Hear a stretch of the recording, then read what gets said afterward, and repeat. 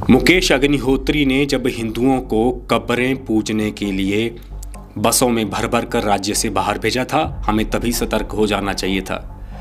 हरोली में जब चिट्टा दाखिल हुआ, हमें तभी सावधान हो जाना चाहिए था। माता चिंतपूर्णी मंदिर के चढ़ावे को जब मुकेश अग्निहोत्री ने फूहड़ गायकों पर खर्चा, हिंदुओं को तब जाग जाना चाहिए था। खनन माफिया को जब ऊना में इंट्रोड्यूस किया गया, हमें तब मुकेश अग्निहोत्री पर प्रश्न चिन्ह लगाने चाहिए थे।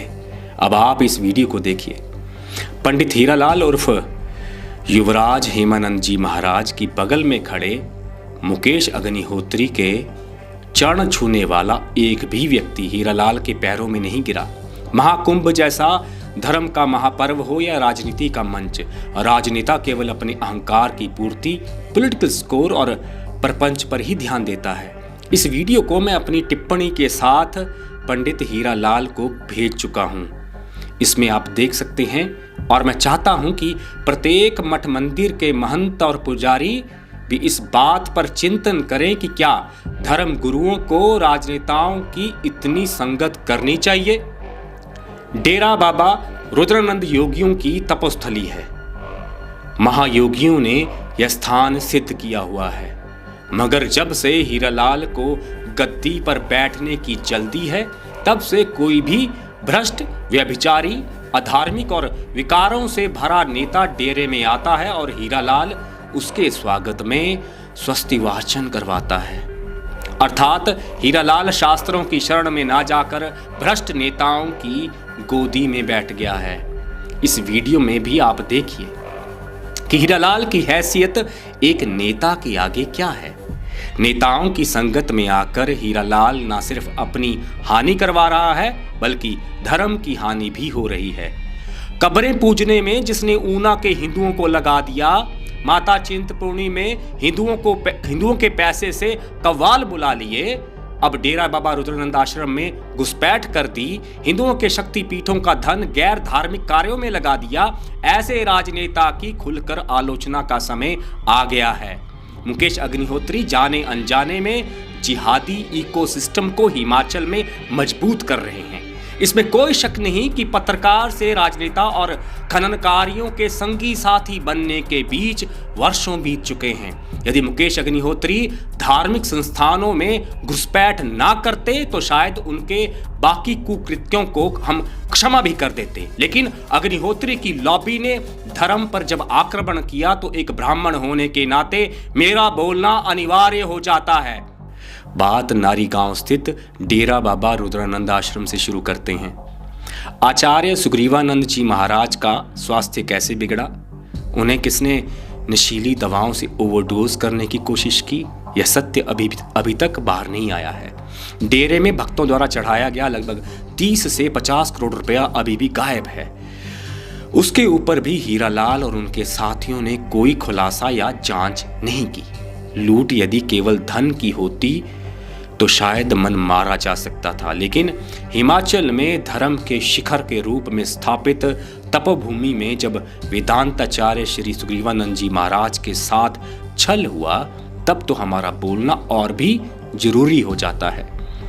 जो लोग मेरे वचनों से आहत होने वाले हैं, वे इन बातों को केवल और केवल वेद, उपनिषद और शास्त्रों की कसौटी पर ही परखें। धन पशुओं, राजनेताओं और रसूखदारों की रखैल बन चुका भारत का कानून धर्म के विषयों में न्याय नहीं कर सकता। फिर से दोहराता हूं, मेरी बातें शास्त्र और कानून को एक दूसरे के विपरीत खड़ी करेंगी। कानून चाहेगा कि धर्म की बात कहने वाले का मुंह बंद कर दिया जाए, और वेदांत चाहेगा कि तू बोल। इसलिए मैं हिमाचल के तमाम विद्वानों, कथावाचकों, पंडित पुजारियों और मंदिरों की रक्षा करने वाले क्षत्रियों का आह्वान करना चाहता हूं कि धर्म स्थापना बिना सच बोले तो होगी नहीं। किसी को तो बोलना पड़ेगा और बोलना ही होगा, सीधे बोलना होगा। नेताओं की भाषा धर्म में सहायक नहीं होगी। नया घटनाक्रम उस समय शुरू हुआ जब अस्वस्थ चल रहे महाराज जी की मर्जी के बिना कानून के कागजों पर उनसे अंगूठे लगवा लिए गए। महाराज जी ने एक शब्द नहीं कहा और धन के लोभियों और अधार्मिक लोगों ने डेरे की सारी शक्तियां महाराज जी के अंगूठे के दम पर संदिग्ध लोगों के हाथ में दे दी। महाराज हीरालाल का आचरण शुरू से जानते थे। उन्होंने अपनी वसीयत में स्पष्ट रूप से ट्रस्ट को शक्तियां दे दी थीं कि यदि हीरालाल धर्म के अनुसार आचरण ना करे तो उसे बदलकर ट्रस्ट नया महंत चयनित कर सकता है। अर्थात महाराज जी ने हीरालाल को भरपूर समय दिया कि वह बंदा बन जाए, मगर ऐसा हुआ नहीं। हीरालाल का पैसे से मोह, पैसे के लिए गुंडागर्दी, भोग विलास भरा जीवन, कामिनी कंचन का मोह और महाराज के आदेशों की अवहेलना समेत सारे साक्ष्य चीख चीख कर कह रहे थे कि यह बंदा, यह व्यक्ति रुद्रानंद जी महाराज और महायोगियों की श्रेणी का नहीं है। यूं तो प्रत्यक्ष को प्रमाण की आवश्यकता नहीं है, लेकिन हीरालाल की धन में आसक्ति, स्वयं को गुरु जैसा दिखाना और सन्यासी होकर अपने परिवार पर धर्म के पैसों की वर्षा करना ही काफी था कि उसे डेरे से बाहर का रास्ता दिखाया जाता। मगर एक स्त्री के अलावा कोई नहीं बोला।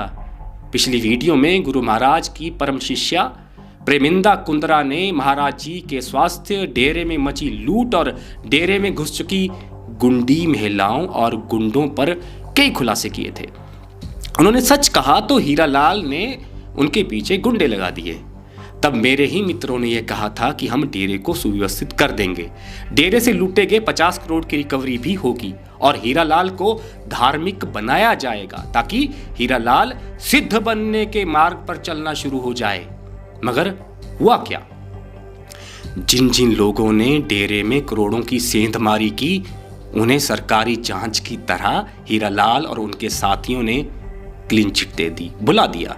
1 साल में सबूत नष्ट करने और लूट को ढकने के उपाय होने लगे, मगर हीरालाल के आचरण में सुधार की बजाय और गिरावट आ गई। वह और उन्मुखता से महाराज जी को चिढ़ाने लगा। महाराज जी के उलट सारे कार्य करता गया। एक समय था जब मुख्यमंत्री भी बेंच पर बैठकर महाराज जी की प्रतीक्षा करते थे। अब समय आ गया है कि हीरालाल दारू पैसा बांटकर बने नेताओं के सामने दंडवत हो गया है। हीरालाल ने धर्म की हानि की है। डेरे में गुंडई स्वभाव के महिला पुरुषों की गिनती बढ़ती जा रही है। गेम बड़ी सरल है, कोई भी समझ सकता है। डेरे को अपवित्र करने वालों के विरुद्ध आप सच बोलिए, गुंडे तुरंत एक्टिव हो जाएंगे। फिर क्या होगा? गुंडे तय करेंगे कि देखो हमारी धार्मिक भावनाएं आहत कर दी, देखो डेरे को बदनाम करने की साजिश है, देखो पैसे का लोभी हमारे डेरे के खिलाफ बोल रहा है। यानी अधार्मिक, व्यभिचारी, अनैतिक, सेकुलर, हिंसक और स्वार्थी लोग सच बोलने वाले पर ही उल्टा आक्षेप लगा देंगे। पैसे वालों की रखैल बन चुके भारत के कानून का इस्तेमाल हमारे धार्मिक स्थलों को अपवित्र करने में होगा। सत्य 4 गुंडों के शोर में दब जाएगा। जैसे महाराज जी का अंगूठा लगाया, वैसे ही कोई जांच शुरू करके दबा दी जाएगी। यदि हीरालाल कानून का सहारा ना लेकर सत्य सनातन वैदिक धर्म के शास्त्रों के हिसाब से चलता तो आज वह मुझसे अपनी निंदा या आलोचना ना सुनता। हीरालाल अच्छे से जानता है कि वह अधार्मिक व्यक्ति है। धन, सोना और स्त्री में उसकी खास रुचि है। हीरालाल यह भी अच्छे से जानता है कि वह ब्रह्मचारी भी नहीं है। उसने नेताओं की चाकरी तभी शुरू की जब उसे समझ में आ गया कि धार्मिक लोग एक ना एक दिन उसे डेरे से बाहर फेंक देंगे, क्योंकि गुरुजी महाराज ने अपनी होश में यह बात लिखवाई थी कि हीरालाल लंगोट पहनेगा, वेदांत का प्रचार प्रसार करेगा। मगर हीरालाल बिगड़ गया। महाराज जी के उत्तराधिकारी होने का अहंकार उसके सिर पर चढ़ गया। यह तो प्रत्येक संत जानता है कि अहंकारी और विकारों से भरा व्यक्ति ना तो अपना हित समझता है और ना ही समाज का। आचार्य सुग्रीवानंद जी महाराज ने हीरालाल को बर्खास्त करने का रास्ता स्वयं बनाया था। जब मथुरा में हीरालाल की करोड़ों रुपए की चोरी पकड़ी गई थी, उसी समय ट्रस्ट एक्शन ले सकता था, मगर पुराने ट्रस्ट में भी भ्रष्ट लोग शामिल थे। पुराने ट्रस्ट के चिंदी चोरों ने बड़े चोरों को हमारे पवित्र आश्रम में घुसने का मौका दे दिया है। ट्रस्ट का ऑडिट अभी तक नहीं हुआ है।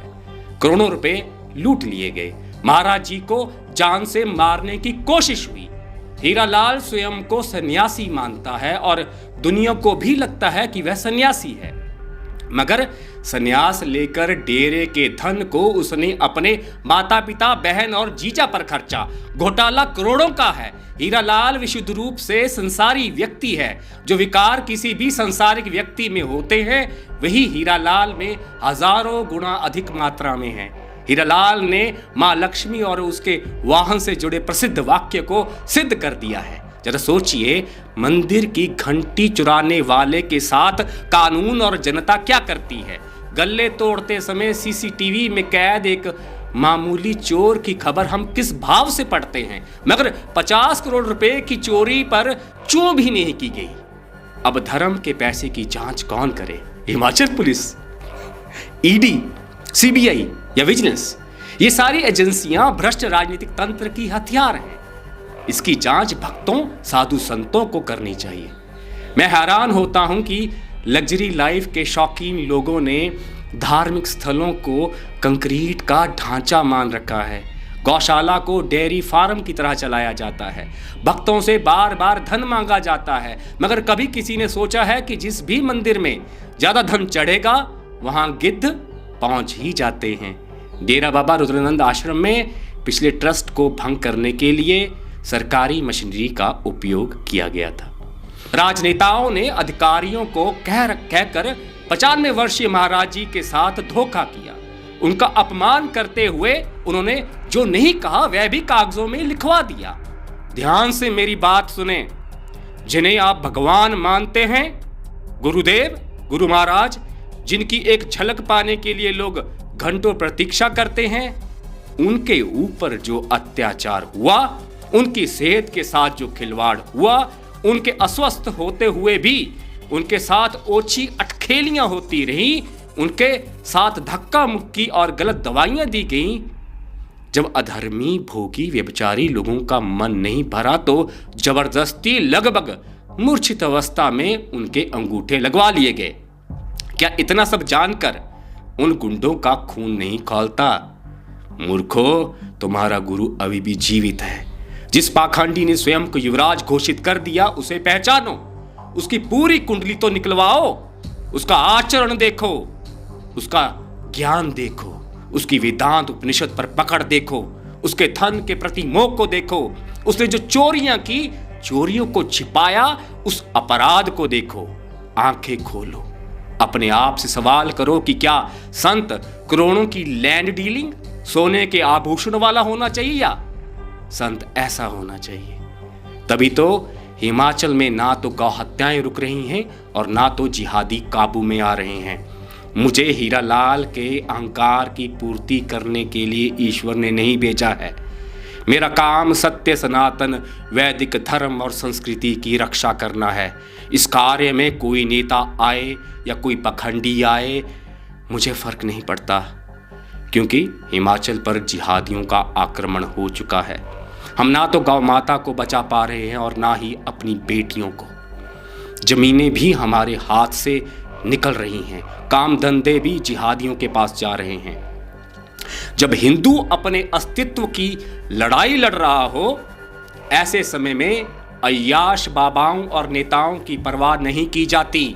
सिर्फ सच कहा जाता है ताकि मुर्दा हिंदू किसी प्रकार जाग जाए। यदि मुकेश अग्निहोत्री या हीरालाल को लगता है कि मैंने उनकी निंदा करके अन्याय किया है, तो मुकेश जी या हीरालाल किसी भी चैनल पर मुझसे सीधा शास्त्रार्थ कर सकते हैं। मैं मुकेश अग्निहोत्री और हीरालाल को संयुक्त रूप से बहस की सीधी चुनौती देता हूं। अपना पक्ष रखना है तो मैं मौका देता हूं।